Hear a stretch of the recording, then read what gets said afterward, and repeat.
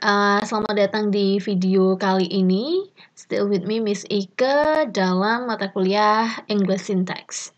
Okay, so in this video, I would like to give a review about our previous discussion about the export theory, and I also want to give a review about the materials or the topics that has been discussed by group 4 and also group 5.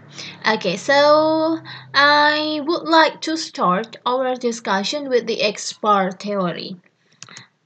So guys, you have learned about the export theory from the materials that I have posted in Google Classroom, and you also have answered some of my questions there. Di sini saya hanya akan memberikan ulasan ya, karena kalian kan sudah menjawab juga di Google Classroom di perkuliahan kita juga kita sudah membahas.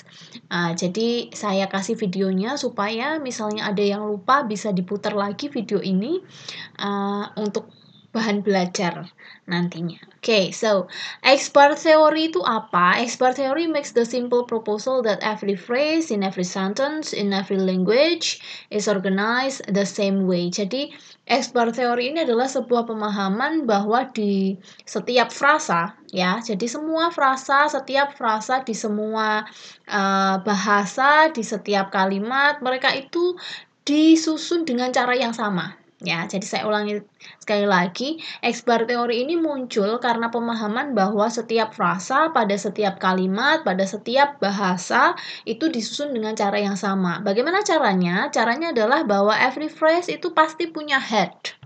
Ya, dan each phrase might contain other phrases in the complement or specifier position.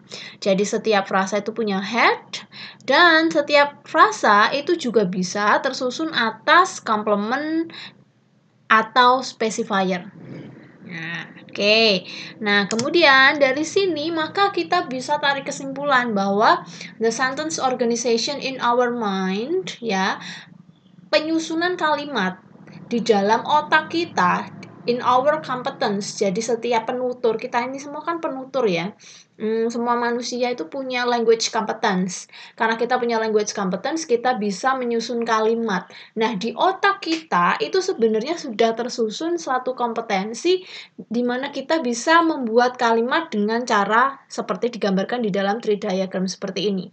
Bahwa kalimat itu terdiri atas frasa dan frasa itu terdiri atas kata-kata. Nah, kemudian bagaimana a phrase is organized? Bagaimana sebuah frasa itu terbentuk? Nah, ini jika kita gambarkan akan seperti ini ya. Jadi di atas itu ada X, P ya. X itu namanya, P itu frasanya. Berarti ini nama phrase-nya. This is the phrase level. Nah, namanya phrase level. X-nya bisa diganti noun, jadi noun phrase. Bisa juga jadi X-nya jadi verb phrase. Bisa jadi adjective phrase, bisa preposition phrase, dan lain sebagainya. Oke, nah seperti tadi yang sudah dibilang di awal bahwa sebuah phrase itu dia bisa diturunkan atau bisa tersusun atau terbentuk ya. Sebentar saya kasih pointer di sini. Ya, bisa terbentuk itu bisa ada specifiernya, kemudian dipisah lagi menjadi the X. Nah, dari the X masih bisa kita pecah lagi, maka akan ketemu X-nya, yaitu head. Nah, ini tadi kalau yang di sini X-nya kita kasih apostrof di atasnya ya, atau koma di atasnya. Kemudian dipisah lagi menjadi X dan juga complement. Nah, kalau kita lihat gambarnya di sini, bahwa X ini akan berulang. Ya, jadi nama frasenya tadi di phrase level, di dalam phrase level di sini. Dan di sini adalah the bar level. Ya, ini X-nya. Jadi kalau di sini noun phrase, maka di sini noun-nya. Nah, noun-nya akan terdiri dari head-nya berupa noun. Ya, di sini adalah head-nya. Maka, nama frasenya itu akan sama dengan nama head-nya. Contohnya, kalau nama frasenya noun phrase, pasti head-nya adalah noun. Kalau frasenya adalah verb phrase, maka head-nya pasti verb. Kalau prepositional phrase, maka headnya pasti preposition dan lain sebagainya. Nah, kemudian frasa itu juga bisa terbentuk dari head yang ditambah specifier atau ditambah complement. Nah, di sini kalau kalian lihat specifier dan complement itu dalam tanda kurung. Artinya mereka kehadirannya adalah optional, tidak wajib. Ya, maka di dalam tanda kurung seperti ini. Oke, nah dari pemahaman ini, maka bisa juga kita tarik kesimpulan bahwa di dalam sintaks, ya, dalam generative grammar, ya, generative grammar kita sudah bahas pada sebelum meet itu ya, yaitu sebuah konsep grammar yang diungkapkan oleh Noam Chomsky, ya. Di dalam generative grammar sintaks itu frasa bisa terdiri hanya dari satu kata saja. Contohnya kalau kita punya noun phrase, Spider-Man. Nah, ini noun phrase terdiri dari noun saja, head saja, yaitu noun. Nah, ini noun phrase ya. Ini phrase level. Kalau kita ingat tadi phrase levelnya, ya. Ini phrase levelnya. Kemudian bar level. Bar level kalau phrase levelnya noun phrase, bar levelnya pasti noun. Kemudian diturunkan lagi, ini head. Headnya noun. Ini adjective phrase, seperti excellent, ini adjective phrase.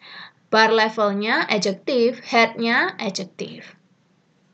Verb phrase, bar levelnya pasti verb, kemudian headnya pasti verb. Stop misalnya. Jadi frasa itu bisa saja terdiri hanya dari satu kata. Okay, now we continue. Tadi we have discussed about the head, now we discuss about the complement and the specifier. Oke, kalian kemarin sudah menjawab ya, what is meant by specifier, what is the correlation between specifier and the bar level, apa itu complement, hubungannya complement dengan the phrase atau the bar level itu apa, kita sudah belajar itu. Nah, contohnya ini nih, kalau ini kita bahas complement dulu ya. Ya, complement itu apa? Complement itu sister to the head. Ya, kenapa kok dinamain sister? Sister itu saudaraan ya. Kalau saudaraan berarti setara. Ini kan kalau digambar dia setara. Sister to the head. Dan dia daughter to bar level. Anaknya bar level. Ya, karena bar levelnya ada di atasnya.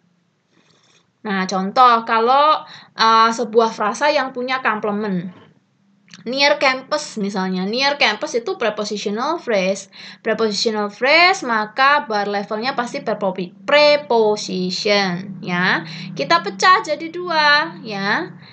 Prepositionnya itu near, dia head ya. Ini kan tadi XP, ini X bar. Nah ini X-nya. XP-nya itu prepositional phrase, X bar-nya itu preposition, X-nya atau head-nya yaitu preposition near. Kemudian dia punya bercabang lagi dari X bar ya. Ini X bar dia bercabang lagi. Berarti di sini adalah complement. Complementnya berupa noun phrase. Kalau kita turunkan jadi bar levelnya noun, diturunkan lagi dia punya head yaitu campus. Nah, jadi head-nya near, complementnya ini campus atau head-nya itu dia preposition near, complement-nya noun phrase campus. Sama juga dengan drank coffee. Drank coffee ini head-nya verb karena dia verb phrase. Complement-nya dia ada noun phrase coffee. Kalau diturunkan dia berupa head satu kata saja yaitu coffee, noun. Oke. Ini di skip aja, kita lanjut ke sini. Oke, nah kalau yang ini specifier. What is meant by specifier? Kita garis bawahi dulu ya. Specifier itu adalah sister to bar level. Jadi dia setara dengan bar level tempatnya. Dan dia daughter to phrase. Nah, specifier ini biasanya dia berupa subject of a verb, subjek dari sebuah verb, ya. Dan juga dia bisa berupa determiner of a noun. Nah, kalau misalnya my book, nah itu my-nya pasti specifier. Ya, booknya adalah head. Kalau his apa ya? His pen, his-nya itu specifier. Pen-nya berarti apa itu? Pen-nya berarti head. Nah, I go to school berarti I itu subjek, dia specifier. Nah, itu ya. Jadi specifier itu dihuni oleh subject of a verb atau determiner of a noun. Oke, nah ini soal yang kemarin kita sudah coba ya. Nanti soalnya kira-kira seperti ini, yang gampang-gampang saja. Artinya begini, so in this course, in the course of English syntax, the materials are very broad ya. The discussion will be very broad. Jadi kalau kita bicara English syntax itu diskusinya akan sangat luas sekali. Dan I think it will be impossible for us to learn about all those topics ya. Jadi impossible kalau kita belajar semua topik tersebut, apalagi you are still in bachelor degree, kalian masih di S1. Jadi saya pagari materinya agar tidak sampai kemana-mana ya. Jadi saya pagari saja. Jadi kita akan fokus ke materi yang saya review ini ya. Saya beri reviewnya di dalam video ini. Ya, contohnya kalau kita bahas X bar teori, itu kita nggak pakai kalimat yang terlalu panjang. Kita cukup analisis phrase aja misalnya. Contohnya seperti di slide ini. Nah, ini kalian kemarin sudah bahas di diskusi di WhatsApp group ya. Di beberapa kelas. Contohnya kalau ada question, what is the position of New York in from New York? Nah, ini kalian gambar. Kalian gambar tree diagramnya pakai X bar teori tadi. Maka kalau from New York kan pasti prepositional phrase ya. Ya, from-nya ini pasti had. Nah, New York-nya tinggal apa New York-nya? New York-nya adalah complement. Ya, karena yang ditanyakan New York, maka New York ya posisinya adalah complement. Misalnya seperti itu. Oke, kita lanjut ke berikutnya. Yang lain nanti dikerjakan sendiri ya. Nah, ini kita lanjut ke grammar rules. Ini kita lanjut ke diskusi yang sudah dibahas oleh kelompok 4 dan kelompok 5. Ya, grammar rules. Nah, tadi kita sudah belajar X bar teori. Maka di X rules itu bisa mengkategorisasi phrase itu menjadi 3 jenis ya. The first one itu XP, jadi phrase yang terdiri dari specifier dan juga head. Ya, specifier yang terdiri phrase yang terdiri dari specifier dan juga head. Specifier tadi kalau di dalam frasa dia determiner dalam noun phrase ya. Maka contohnya misalnya a dog. Ini kan noun phrase, determinernya a. Dia specifier, dog-nya head. Atau two girls misalnya, two-nya specifier, girls-nya head. Oke. Phrase juga bisa terdiri dari head plus complements. Contohnya hit the lamp, drank coffee. Ya, jadi hit-nya ini head, the lamp-nya adalah complements, drank ini head, coffee-nya adalah complements. Kemudian juga bisa berupa modifier plus head, misalnya last year. Ya, tomorrow morning misalnya. Ya, ini contoh dari modifier plus head. Ya, sekali lagi ini adalah hasil yang didapat dari X bar teori. Bahwa phrases itu dalam bahasa Inggris bisa terdiri dari 3 ini. Specifier plus head plus complement, atau modifier plus head. Nah, dari situ maka muncul ya yang namanya HFP atau HFP ya, head feature principle. Apa itu head feature principle? Ini menyatakan bahwa if there is a head daughter, then the head value of the mother ya and the head value of the head daughter are identical. Ya, sekali lagi saya ulangi, head feature principle ini mengatakan bahwa kalau ada head daughter ya, kalau ada head daughter, then the head value of the mother, and the head value of the daughter, jadi ya head value of the daughter-nya ini nanti akan identical. Intinya, nama frase itu akan nama head-nya akan menjadi nama frasenya. Kalau head-nya ini noun, berarti nama frasenya noun phrase. Kalau head-nya ini preposition, maka nama phrase-nya prepositional phrase. Kalau head-nya adalah misalnya adjective, maka nama phrase-nya adjective phrase. Itu saja. yang gampang dipahami. Nah, kemudian muncul juga yang namanya specifier head agreement constraint atau SHAC atau SHAC, specifier head agreement constraint. The specifier head agreement constraint guarantees agreement between the specifier and the head. Ya, jadi ini dia akan mengatur bagaimana adanya batasan ya, mengatur adanya batasan antara specifier dan head. Misalnya, specifier tadi kan bisa berupa subject of verb ya. Kalau pet itu nama orang, maka head-nya, pet-nya ini kan sudah pasti specifier. Nah, verb-nya ini adalah head. Kalau subjeknya pet, maka verb-nya walks, bukan walk.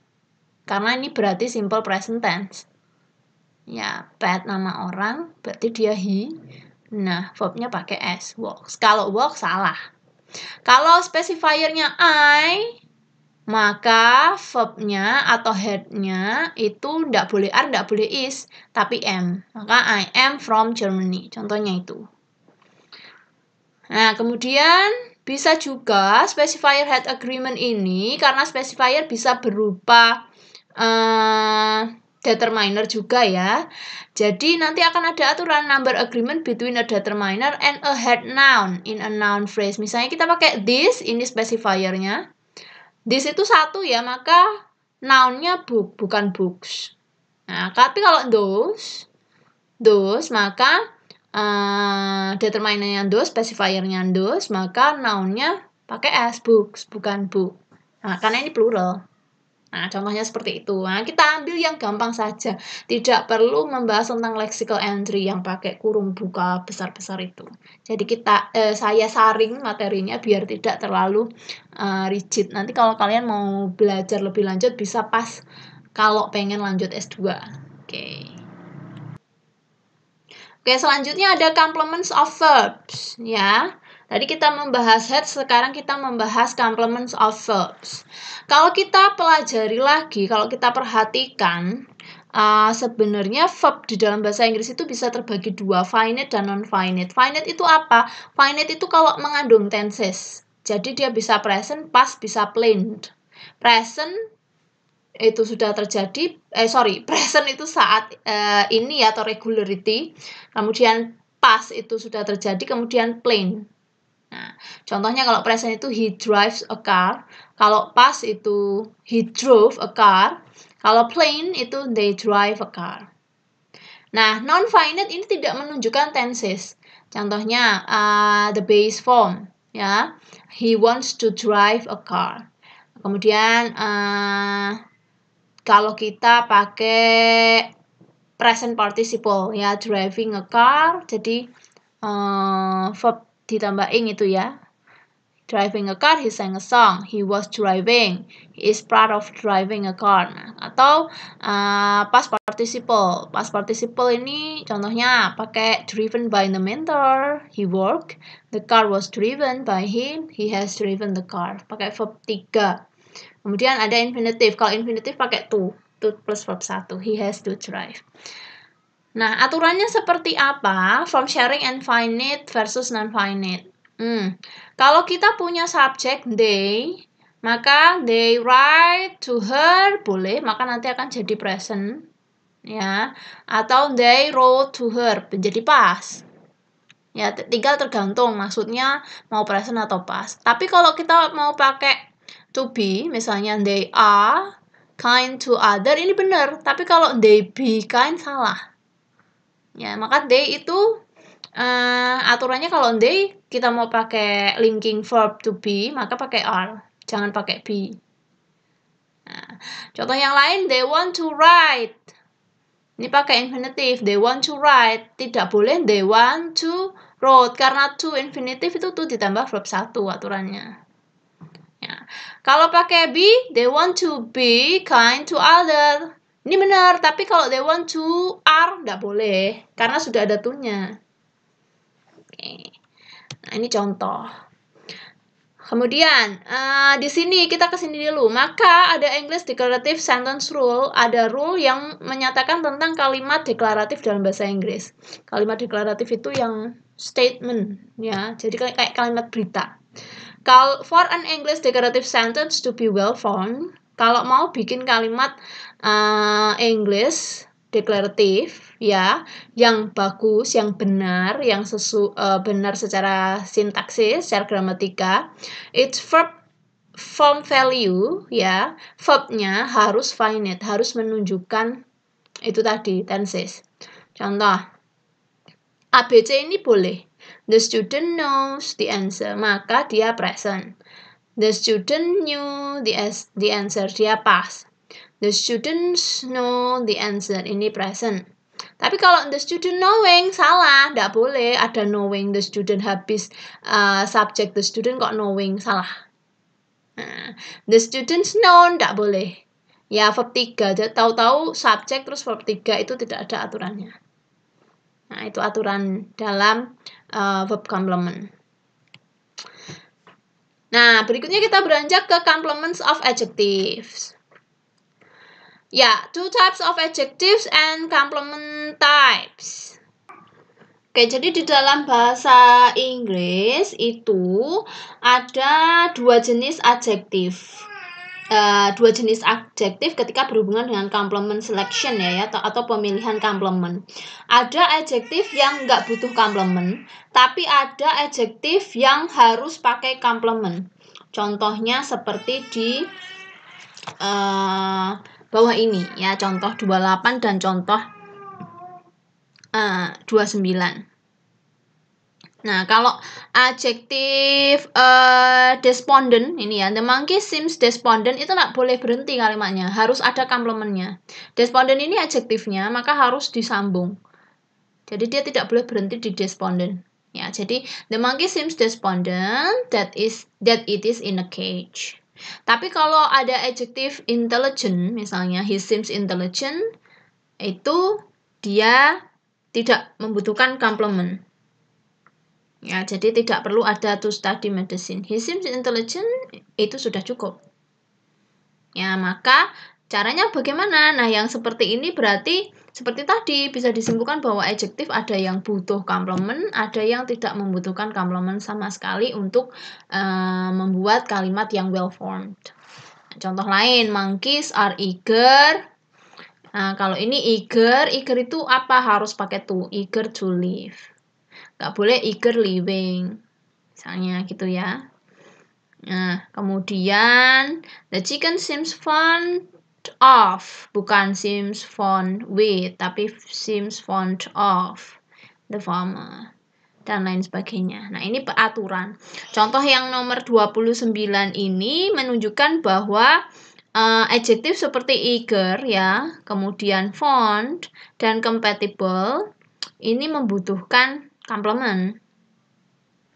Complementnya bisa kategorinya bermacam-macam. Jadi bisa verb phrase, bisa prepositional phrase. Nah, seperti itu ya. Kemudian kita lanjutkan. Oke, sebelum kita lanjutkan, mungkin kalau yang DEF bagaimana? Sama sih sebenarnya ya. Kalau kita pakai these are similar to, bukan similar with. Nah, similar to the bottles. The teacher is proud of, bukan proud with. The contract is subject to, bukan subject for. Approval by committee. Nah, ini aturan semacam ini yang dibahas di dalam the complements for adjectives. Oke, kemudian complements of nouns. Complements untuk noun. Nah, kalau kita bicara noun, noun itu butuh complement atau tidak? Nouns do not usually select complements, though they often may have specifier. Jadi noun itu biasanya tidak membutuhkan complement, tapi dia bisa punya specifier. Contohnya, kalau ada noun, idea, book, beer, dan sebagainya, ini membutuhkan specifier, tapi tidak butuh complement. Tapi kalau ada noun seperti yang di contoh 32 ini ya. Ya, misalnya ada noun proximity, kemudian fate, kemudian king, desire, dan bottom ini dia butuh complement. Nah, complementnya itu tertentu, misalnya proximity itu to their neighbors, bukan for their neighbors. Jadi ini loh, prepositionnya yang kita sering bingung ya. Proximity to, bukan for. Faith in, bukan faithful. King of, bukan king in English. Misalnya, he is the king of, bukan he is the king in, tapi he is the king of. Desire to become famous, bukan for. Bukan desire for, tapi desire to. Bottom of, bukan bottom in. Nah, ini noun complements.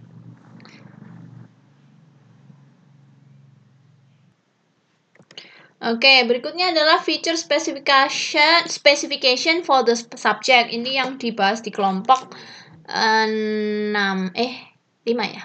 Kelompok 5 ya kemarin.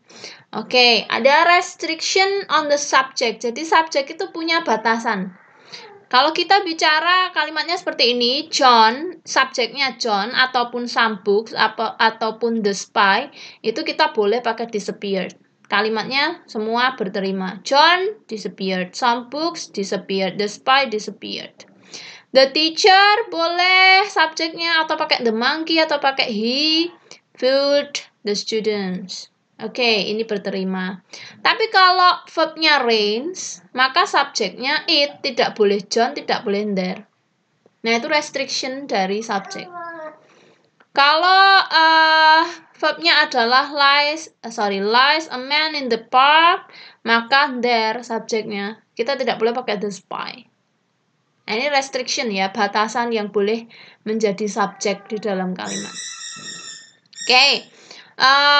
Contoh lain adalah aturan there.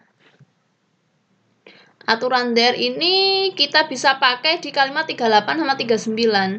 There exists, there arose, there is, bisa ya, there remained. Tapi kalau there runs tidak boleh. Nah, kalau there runs, yang run siapa? There runs tidak boleh. There sings, man loudly tidak boleh. Maka siapa yang sings tidak jelas. Nah, itu batasan dari subject there. Oke, itu saja materi yang saya pagari untuk the discussion that has been delivered by group 4 and group 5 ya. Jika masih punya pertanyaan, kalian boleh chat di WhatsApp group. Assalamualaikum warahmatullahi wabarakatuh.